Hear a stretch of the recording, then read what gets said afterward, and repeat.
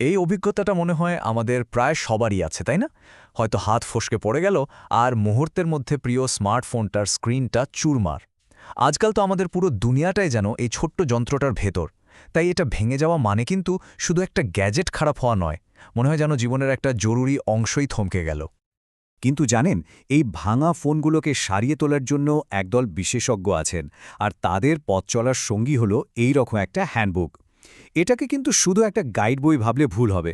এটা আসলে একজন স্মার্টফোন সার্জনের জন্য তৈরি করা এক অসাধারণ সহায়িকা। চলুন একটু উঁকি দিয়ে দেখা যাক কি আছে এর ভেতরে। এদেরকে শুধু টেকনিশিয়ান বলাটা ঠিক হবে না। এরা যেন একরকমের আধুনিক সুপারহিরো, যারা আমাদের অচল হয়ে যাওয়া ডিজিটাল জীবনটাকে নিমিষেই আবার সচল করে তোলেন। তাদের এই দক্ষতাটা কিন্তু শুধু একটা চাকরি নয়, আজকের ডিজিটাল ভারতে এটা একটা ভীষণ জরুরি মিশন, যা কোটি কোটি মানুষকে একে অপরের সাথে জুড়ে রাখে। আর এই যে প্রশিক্ষণের কথা বলছি, এটা কিন্তু কোনো বিচ্ছিন্ন উদ্যোগ নয়, এটা একটা অনেক বড় জাতীয় লক্ষ্যের অংশ। ভারতের প্রধানমন্ত্রীর এই কথাটাতেই সেই ভাবনার প্রতিফলন দেখা যায়। উনি যেমনটা বলেছেন, স্কিল ডেভেলপমেন্ট মানেই উন্নত ভারত গড়া, আর এই মোবাইল রিপেয়ারিংয়ের ট্রেনিং সেই লক্ষ্যের দিকেই একটা খুব গুরুত্বপূর্ণ পদক্ষেপ। অফিসিয়ালি এই পেশাটার নাম হলো mobile phone hardware repair technician. তবে এখানে সবচেয়ে জরুরি শব্দটা হলো NSQF লেভেল 4। এর মানে কি? মানে হলো এটা কোনো সাধারণ কাজ নয়, বরং একটা সরকারিভাবে স্বীকৃত স্ট্যান্ডার্ড মেনে চলা একটা পেশা। এর জন্য একটা নির্দিষ্ট লেভেলের জ্ঞান আর দক্ষতা লাগে, যা তাদের প্রফেশনাল হিসেবে স্বীকৃতি দেয়। আচ্ছা, এবার চলুন এই স্মার্টফোন সার্জনদের কাজের টেকনিক্যাল দিকটা একটু কাছ থেকে দেখা যাক।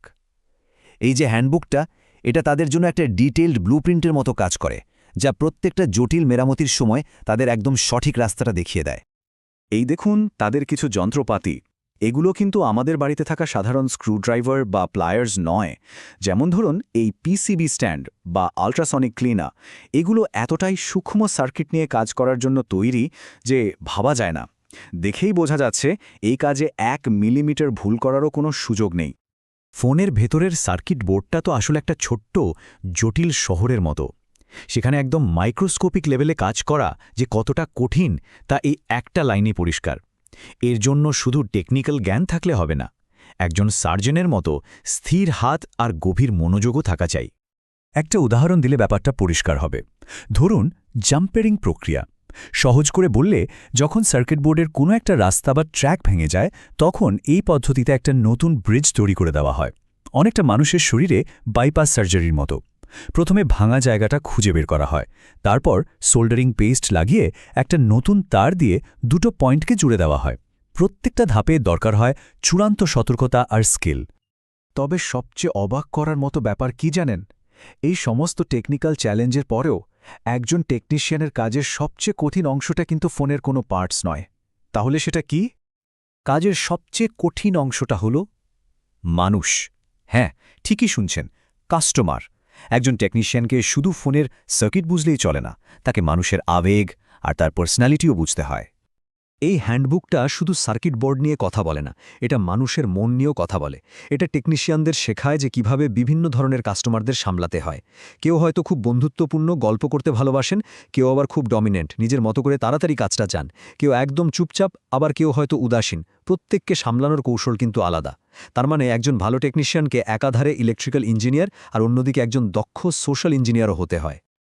এই স্লাইডটা দুটো দক্ষতার তুলনা কি সুন্দরভাবে দেখাচ্ছে দেখুন।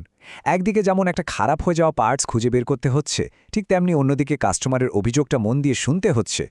একদিকে সোল্ডারিংয়ের মতো সূক্ষ্ম কাজ, আর অন্যদিকে সহানুভূতি দিয়ে কথা বলে কাস্টমারকে স্বস্তি দেওয়া।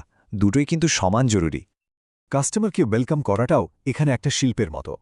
আর এটা কিন্তু কোনো হার্ডওয়্যার রিপেয়ারের থেকে কম গোছানো নয়, এরও একটা নির্দিষ্ট প্রক্রিয়া আছে। স্বাগত জানানো, তাদের কমফোর্টেবল করা, সমস্যাটা মন দিয়ে শোনা, প্রত্যেকটা ধাপ এমনভাবে ডিজাইন করা হয়েছে যাতে কাস্টমার ভরসা পান এবং তার অভিজ্ঞতাটা ভালো হয়।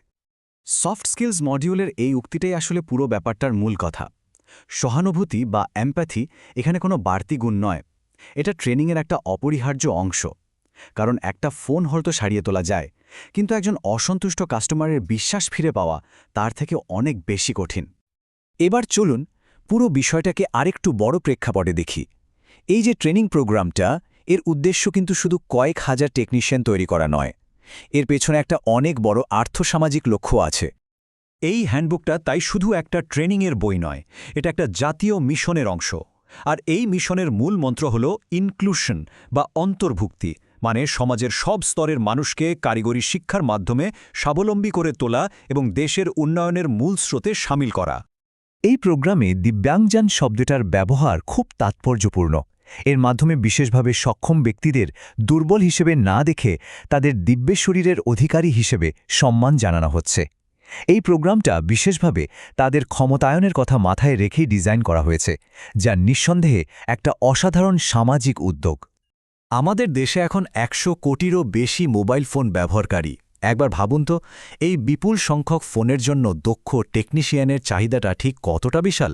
এই দক্ষতা এখন আর শুধু একটা পেশা নয়, এটা আমাদের দেশের দ্রুত বেড়ে চলা ডিজিটাল অর্থনীতির জন্য একটা অপরিহার্য পরিষেবা হয়ে দাঁড়িয়েছে।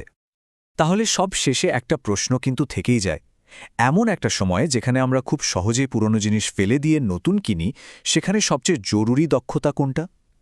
নিখুঁতভাবে কোনো যন্ত্রকে সারিয়ে তোলার টেকনিক্যাল ক্ষমতা, নাকি একজন চিন্তিত মানুষের সমস্যা আর উদ্বেগ বোঝার মানবিক সহানুভূতি? হয়তো উত্তরটা হলো দুটোই।